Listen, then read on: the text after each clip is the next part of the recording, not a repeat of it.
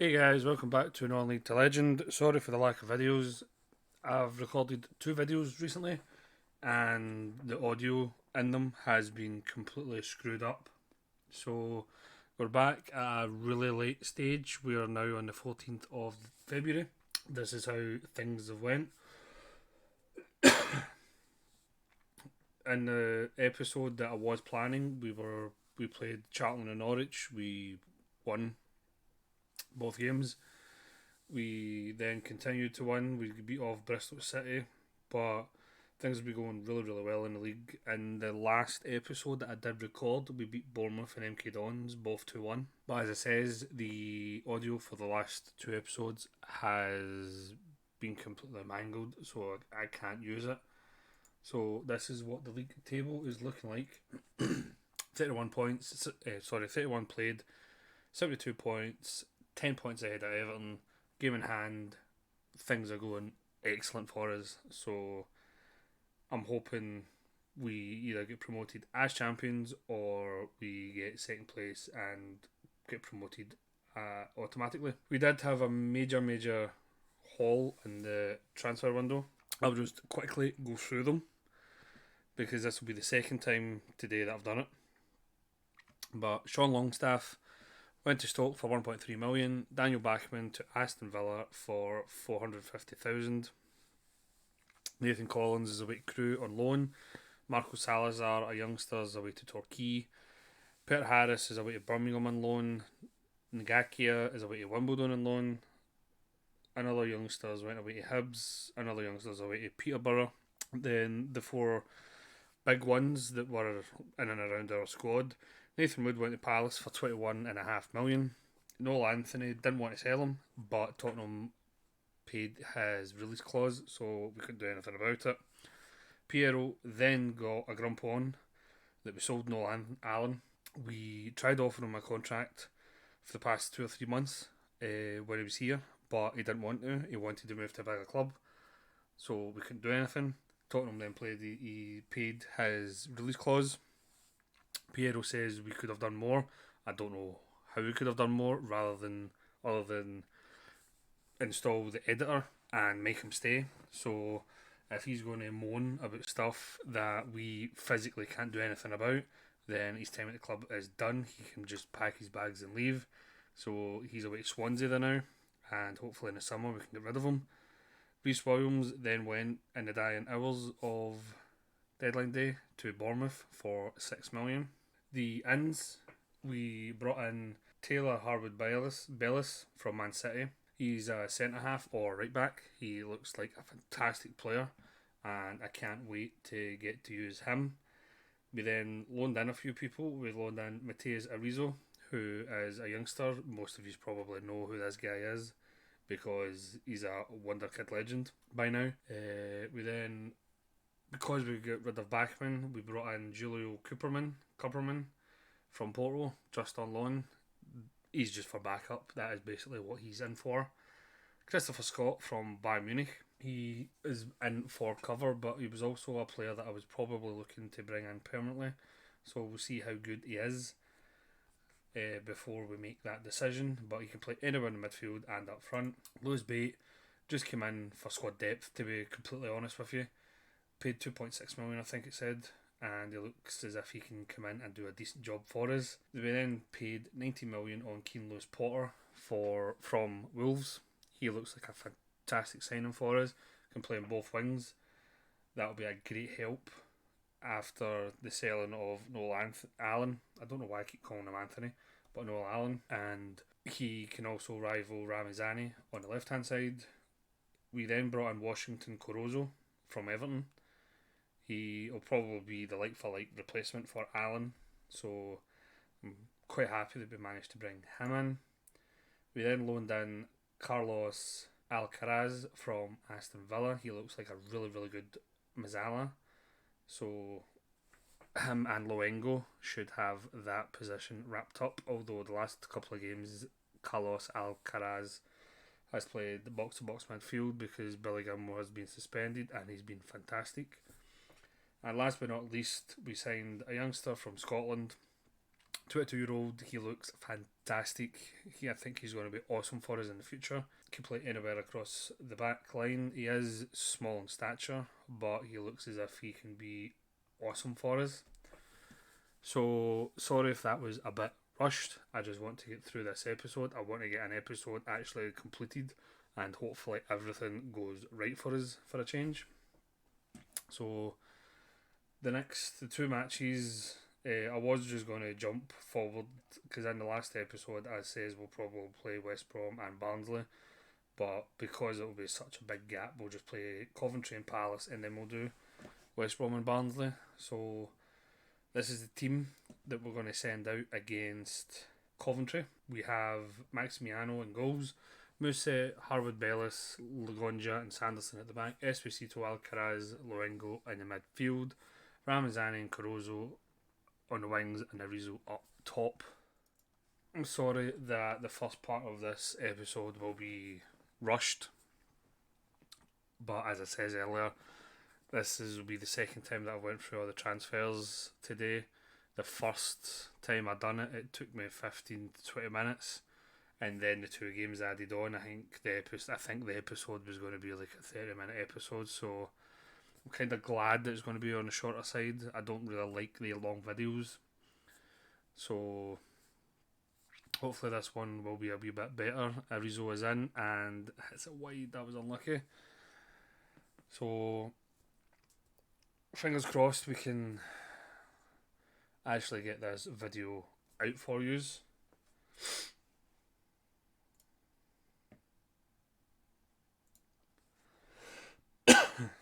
Sorry, I was just checking to make sure that the audio was working correctly, and we're down in 15 minutes, so let's demand more. We have played really, really well, but the past few games we've not really been clicking. I don't know if it's because a few key players have left and we've brought in some players, but in fact, even before that, I think we weren't really at the races. But we've managed to bring it back. It's now 1 each.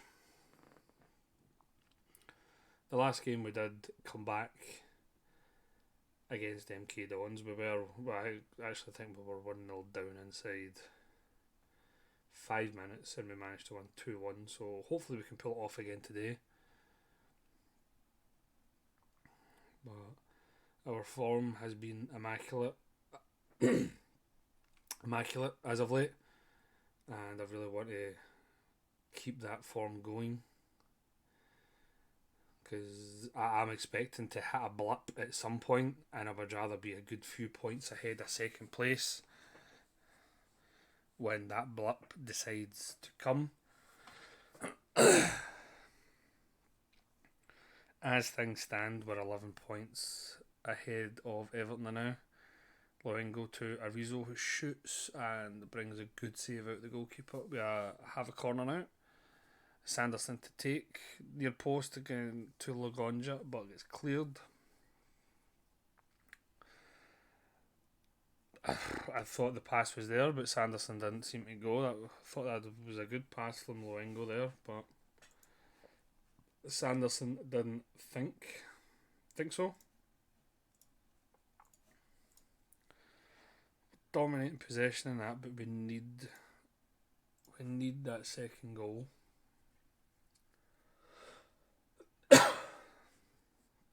So hopefully it's coming.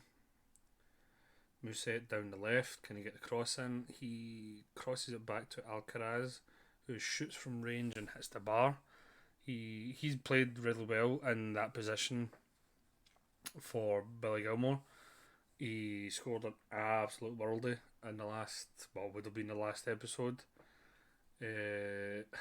Coventry are now 2-1 up. Let's just go very attacking, because I think they're going to sit back on this. And hopefully going very attacking doesn't affect us. Caruso's in, and Caruso scores an absolute I don't even know what I was trying to say there, but that was what a goal that was. Mousset now to Ramazani. Mousset again out on the wing. Can he find the cross? He does, but gets cleared. Sanderson's got it now. Luengo bursts into the box. Penalty. I think Arizo's taking it. Steps up and it's saved. Mousset now to Esposito. Out to Sanderson.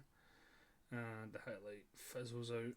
So let's demand a bit more and we'll just quickly make a sub. Arizo for Lino. As much as I wouldn't want to because I absolutely love Arizo, but he's not been with it today and he missed that penalty, so let's get some pace in behind their defenders. Hopefully we can find his winner. Mousset down the left once again into Lewis Potter. Back to Mousset. Crosses and Luengo is there with another header. I think that is now his 4th goal in 4 matches. Sure it is. 4 or 5th in a row he scored. He's been in top form. Mousset going down the left hand side again to Lewis Potter. Back to Mousset, I'm assuming. Mousset crosses again, but goes backwards towards Sanderson, who shoots, but the goalkeeper makes a save. Mousset with a corner towards the front post, but gets cleared. Esposito now to Sanderson, back to Esposito. Mousset. Esposito floats one over to Lewis Potter, but gets cleared. Mousset with a long throw, but gets straight into the Coventry goalkeeper's hands. Please don't let another goal in. Poor defending now.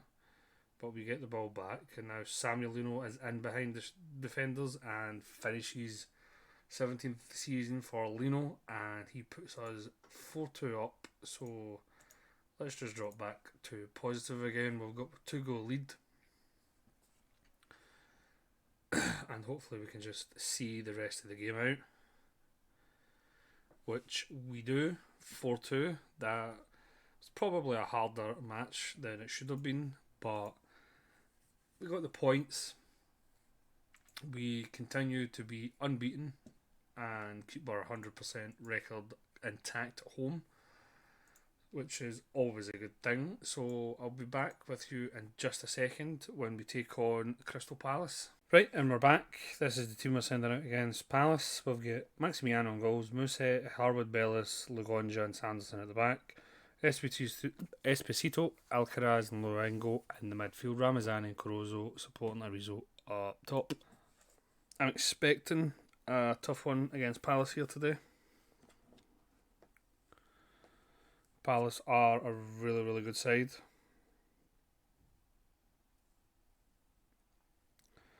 So I'm expecting them to put up a tough fight. But Sanderson's going down the right hand side, crosses it into the back post, and Ramazani sticks it in the net 7 minutes into the game. I'll take that. That's a fantastic start for us. Sanderson has it with the throw in to Caruso, back to Sanderson, who plays it back to Lugonja. Mousset now, who has had a really good episode this episode. Alcaraz flings it into the back post, and Caruso's there this time to stick it in. 2-0 up, inside 9 minutes. What a start. What a start. 2 wingers on the score sheet. Fantastic so far. I really couldn't care less if we never got another highlight. I would take that any day of the week.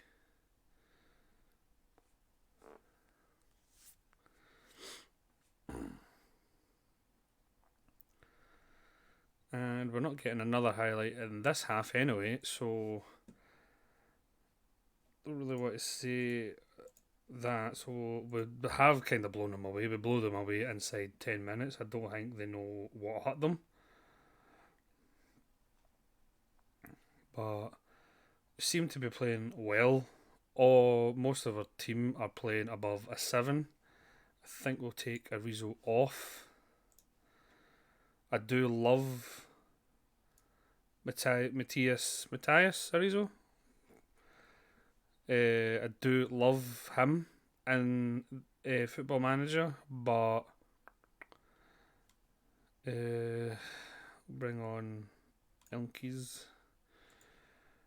But when I get the best out of him, it's usually in a two striker formation. So I don't know.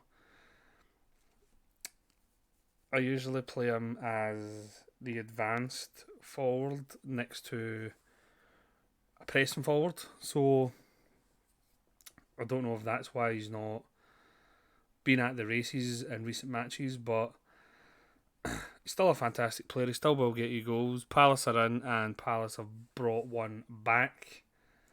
Let's just demand more. I don't want to lose this 2-goal lead or 2-goal cushion that we had. We have a free kick, Esposito. Getting a penalty. I don't know what for. Ramazani to step up. Ramazani's penalty is saved. That's 2 penalties. The last 2 penalties we've had, both been saved. Sanderson with the corner, flicked onto the back post, but headed over. There's a lot of highlights coming. I really hope that they stay ours. Esposito has the ball. 6 more minutes, guys. Just 6 more minutes when we get another 3 points in the bag. Ramazani beat his man lovely there. Musek crosses it to the back post, but Caruso has headed over again. So I think what to do. Caruso's nervous. I don't really want a nervous player on the field, so we'll keep the way we're playing. They're gonna. I really don't know. I don't like changing a tactic that's winning to a defensive one, especially when it's so late in the game and there's only 1 goal in it. 4 minutes to hold out. We have a corner. Sanderson to take. Near post. Lagonja's there, but heads over.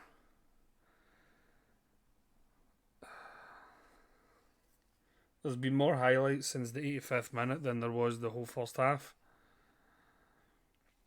Lagonja's there. Oh, poor header.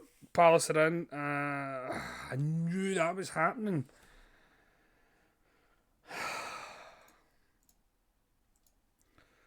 Go very attacking. Demand more. That's poor. That's... Palace don't deserve that. Herwood Bellis has just put us 3-2 up. Right, that's very defensive.